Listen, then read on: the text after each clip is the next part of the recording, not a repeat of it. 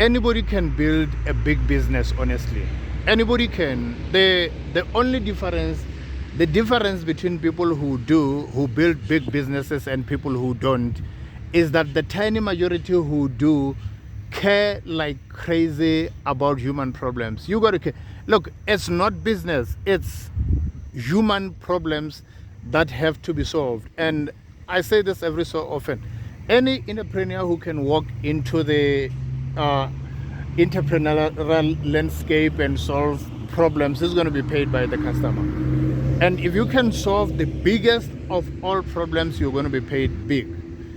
How much you get paid by the customer is directly proportional to the size of the problem you can solve that the human being or the human race has. Humans have a lot of problems. So if you look at it, before Facebook, there was social media. Before Walmart, before Sam Walton, there was mass market shops.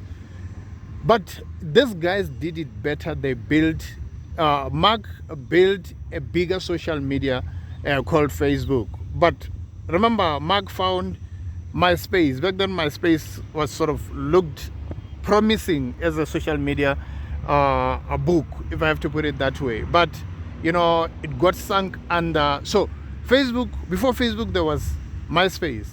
But MySpace couldn't solve the big problems that the human race, the bigger part of the human race, have.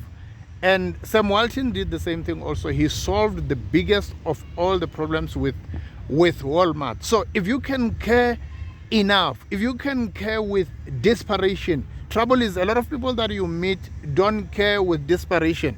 They care, yes, but to a certain degree. They don't care all the way. They care until they get a certain result that they want, not a certain result that the customer wants. I mean, the customer's problems are so endless.